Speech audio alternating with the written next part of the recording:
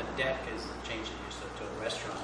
Yeah, Table. because you're adding number of seats. And for a restaurant, their use is governed by the number of seats.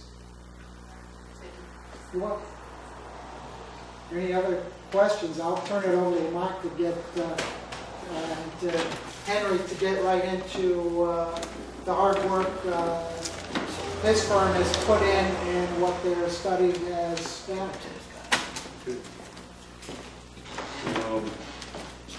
So there's certain advantages to having the district formed as opposed to going under the regular septic program. And of course, the hamlets that were identified in the top 22, the 22 community list, are hamlets where the density of the community's higher, the lots are smaller, and there's more chance for problems, both in terms of failures and also in terms of problems if you want to make changes.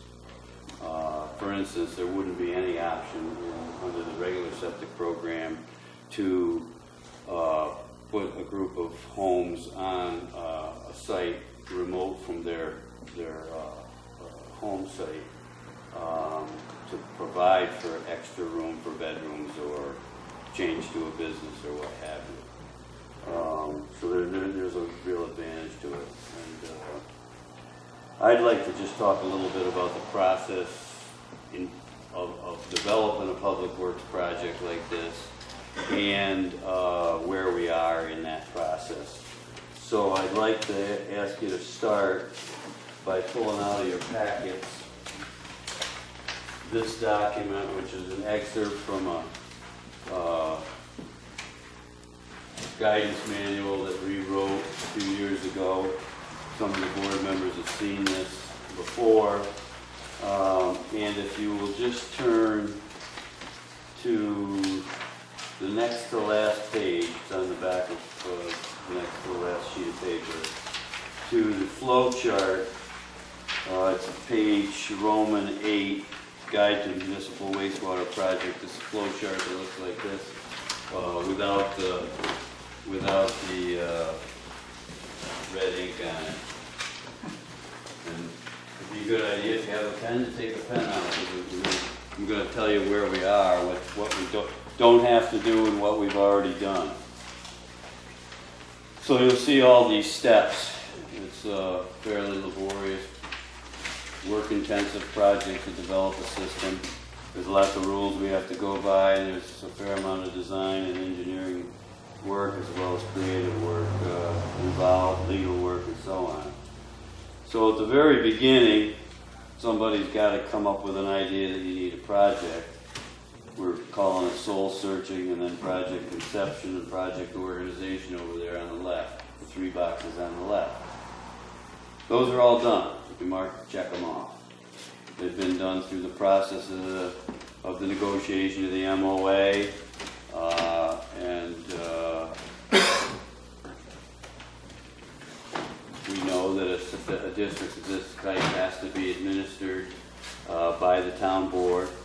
There's no other option. You can't have a board of sewer commissioners anymore. It's the town board. It is the governing body of a septic maintenance district or sewer district. Then the next column of boxes, fact-finding and feasibility and project development. Those are the elements of the study phase that we've just completed. And the work product from the study phase is the preliminary engineer's report. We just pulled up a copy. And it's a big volume. It's mostly appendixes that prove and support the conclusions in the text. It's just much shorter. All the soils maps are in there.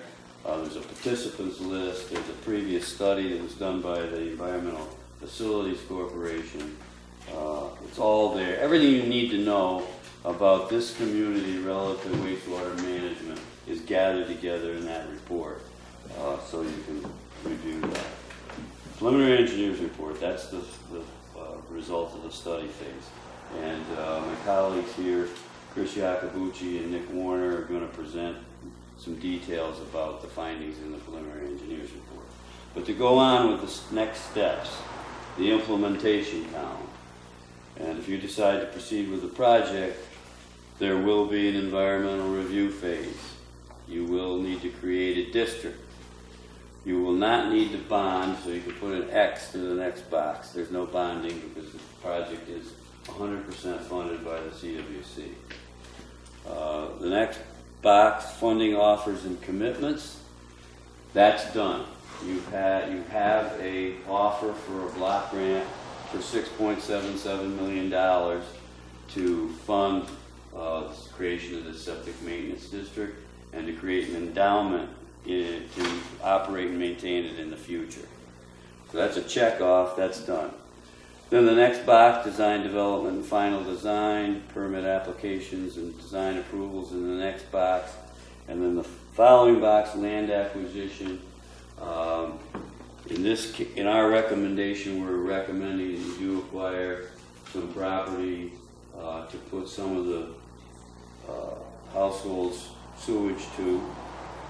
The households that are the smallest lots, the poorest soils, and may have some very difficult troubles in trying to develop one on site. So there will be a land acquisition phase. Then you bid the construction. Now in the case of a wastewater treatment plant or a community septic system where the whole community goes to one septic system, this is a bid of the entire project at the beginning, because you have to build the whole thing in those cases. But in a septic maintenance district, you're probably only going to repair and replace approximately a third of the systems in the beginning, because that's what we anticipate will have severe issues right now. Now we've done one other septic maintenance district, and that was in the hamlet of Delancey in the town of Hamden in Delaware County. We're recommending, as part of the last 5 that we're looking at, a couple more, one in Claryville and one here in Shandaken. Here, and it's our experience in Delancey, after a thorough inspection that was done by the CWC septic program staff for Delancey, and will be done if you decide to proceed with this in Shandaken. All the systems are inspected in detail. The study phase, that's not, the funds aren't there to do that. We can put together the program without doing that, but if you come to actually decide which systems to replace and repair initially, and also how to design them, you got to know which ones are failing or problematic. That will be the first real engineering phase in the design part of it. Then there'll be soils testing on each of the lots that we think need work in the beginning. So potentially a third of them. That's what it turned out to be in Delancey, and we don't see anything here to think it'll be a lot different. It could be 25%, it could be 40%, but it's going to be in that range because not all the systems are failing. I have a question. Sure. In other words, everybody will keep the septic system, but the overflow will go somewhere else.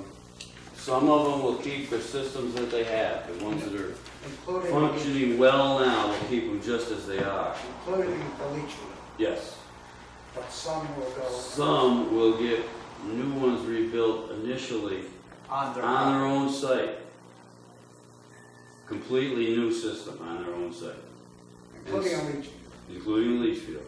And then others that have severe soils issues and lot size will be sent to a remote site.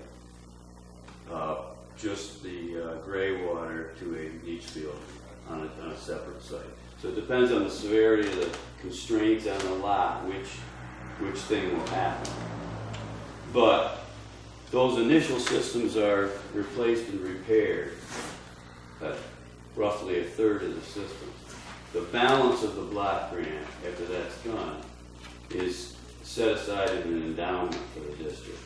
The town invests it at interest and holds it to operate and maintain the district going forward.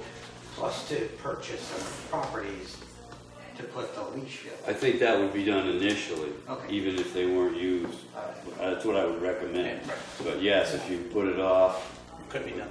it could be done later. Yeah.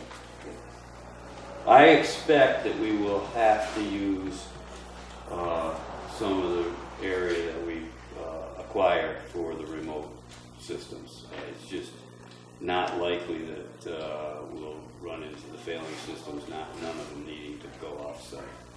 We'll get into the details of that a little later. But that's the concept. So the bidding in this case on the flow chart is that group that's done at the beginning in the next few years. Those will be constructed, and then the project will be closed out. Everything will be started up, and then you'll enter the last phase, which is the operation and maintenance phase. And that will involve periodic pumping out of the septic tanks, inspection of the septic tanks, cleaning the filters that are on the effluent end of the septic tank. It'll include, and that'll be a service that somebody will provide that you'll pay for out of this endowment, the interest on this endowment. And you will inspect cyclically, inspect a certain number of systems every year, and when something comes up that needs repair or replace, you will repair and replace on that particular site or develop another off-site lot system for that lot. And you'll try to do all that work out of the interest paid on your endowment.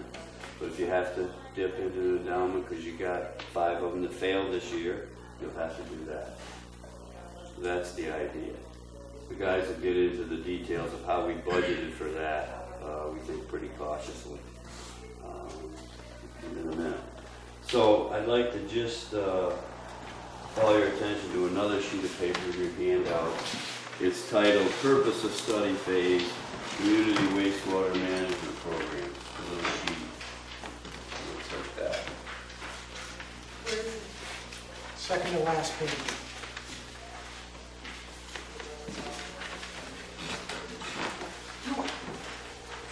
Everybody find it? Okay, so this is the purpose of the study phase. These are the questions that the preliminary engineer's report answered. And I'm sure as you read through them, it'll be obvious to you why the report needs to answer these questions, because these are very basic to development of the program. Determine the existing wastewater needs. Determine the service area, the area you're going to service with the septic maintenance district. Determine the estimated wastewater generation quality. You have to know that to know what you're up against and what you're going to have to size things are for various alternatives. Look at the various alternatives for managing the wastewater needs. Recommend the methods or means and estimate the costs. Pretty logical, straightforward. Now, in the process of looking at the alternatives, we developed kind of an approach, and I'd like to call your attention to this sheet here.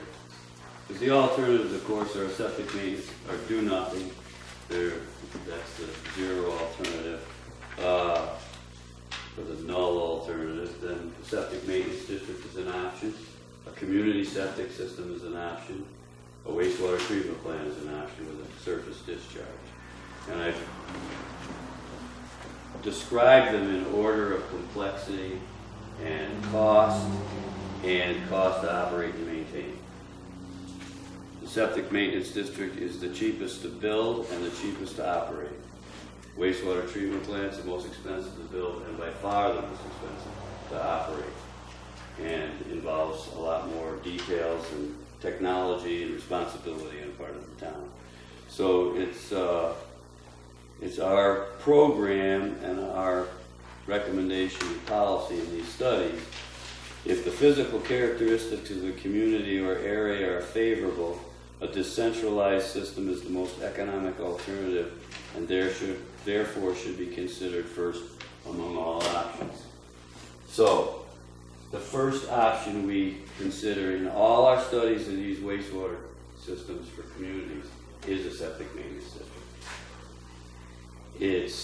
The technology for septic systems has evolved considerably over the last 20, 30 years. They're very effective systems. They're simple. They're easier for people to understand, operate, and maintain, and it's a good option.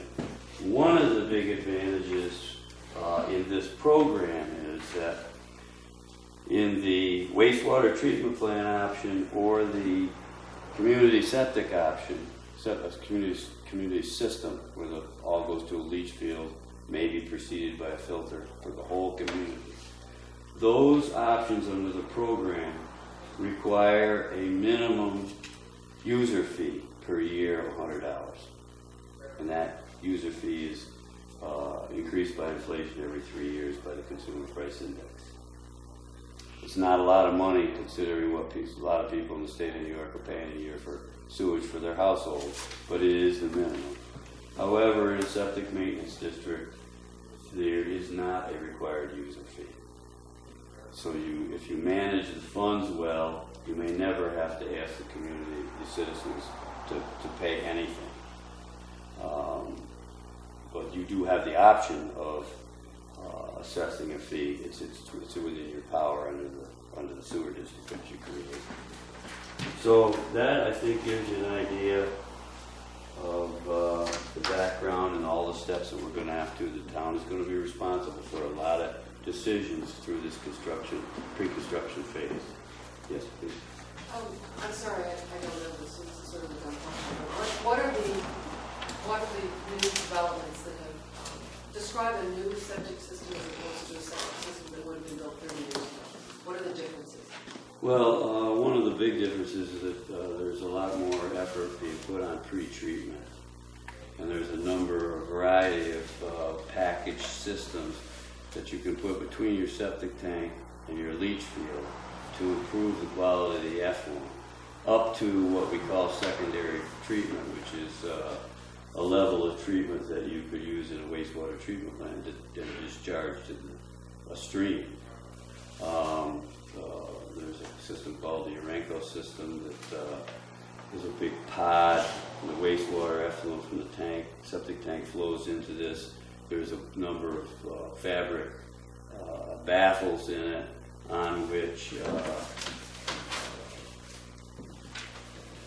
microorganisms can grow. They absorb the pollutants in the wastewater and keep them there in the pod, and then the effluent is much cleaner going out. And that's important in a community that, especially important in a community that doesn't have a community water system, because everybody's got a well on every lot. And so the most vulnerable thing relative to your treating your wastewater is your well. And so it's a big help to be able to clean things up that way.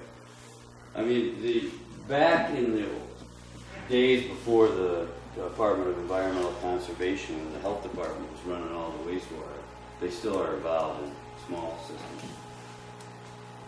Their mindset back then really was that septic systems are okay, but they're going to be replaced by sewer mains someday. And this is something I know because I apprenticed under a lot of people that were in the health department in the 50s and 60s, and that was kind of their mindset.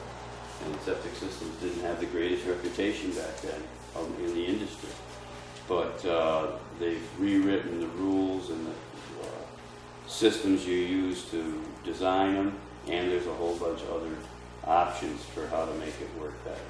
We call them engineered systems if they have these extra treatment systems on them.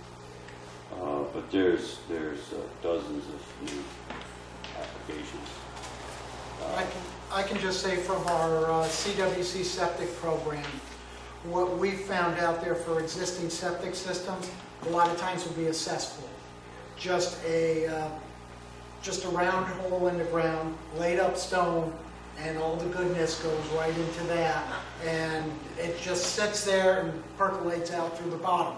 There are old metal septic tanks, and metal and septic do not react well together, especially after 30, 40, 50 years. The metal septic tanks degrade to the point where when you dig them up, it looks like somebody took a shotgun to them, and the tanks themselves are in danger of collapsing. We have found, VW Bugs, school buses used as septic tanks. Found old metal drums used as septic tanks. Leach fields. Your primary treatment in a septic is all the solids get caught in a septic tank, and then everything, the gray water, which is really black, percolates out into a leach field, and around that leach field is a biomat that the wastewater has to go through, and through that and through the soil, it gets treated. But if you've got a septic tank or a holding spot that's just leaching water out all over the place, you don't get that kind of treatment, especially if they're too deep and going into the drinking water table. That's even worse. Sometimes what will happen is this old septic system, and that's being generous for some places, will work fine when there's an 80-year-old person living there. But when you get somebody who moves in there with, like my 16-year-old daughter, who takes hour-long showers every day, sometimes twice a day, the septic system can't handle that load, whereas a new septic system could.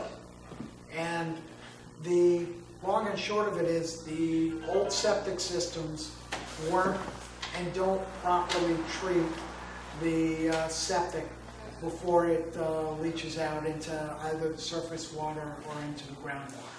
What was commonly used in the 50s? Well, they use a lot of those cesspools.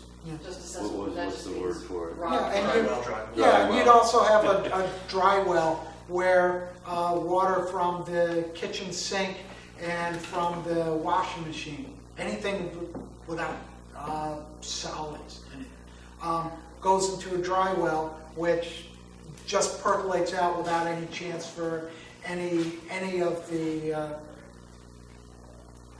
itty bitty solids that are in the water the chance to settle out. So you'd have a dry well going out one spot and the dark water from other spots in your house going out to another. Nowadays you don't have that. Everything goes together and then goes out into a septic tank and a leach field. Well, if you have to reverse what you just said, and you have a cesspool for 200 people and you only have 20, then is there a problem with that too, or?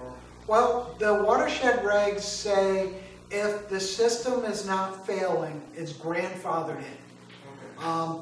But if the system fails, in most spots in New York State, all you would be required to do, fix it. So nothing bubbles up and doesn't make your lawn squishy and kids aren't walking through it. And the watershed, what those regulations say is if it fails, you got to bring it up to state standards as close as you can. And that is a significant expense. It can be a significant expense. If you're just replacing a septic tank, it's one thing. If you're replacing a whole septic system, our average cost right now at CWC for a septic system is $22,000.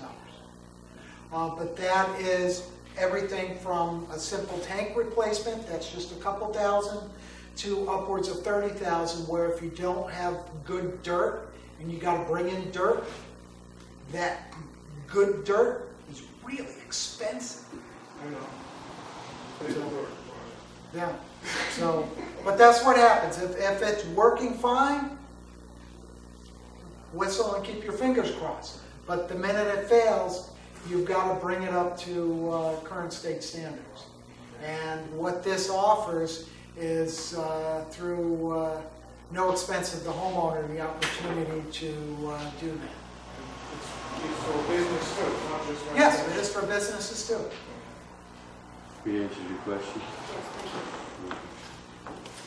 So with that, no more questions, I'm turn it over to Chris Yacobucci of Vermont Engineers. He's our project manager. And Nick Warner.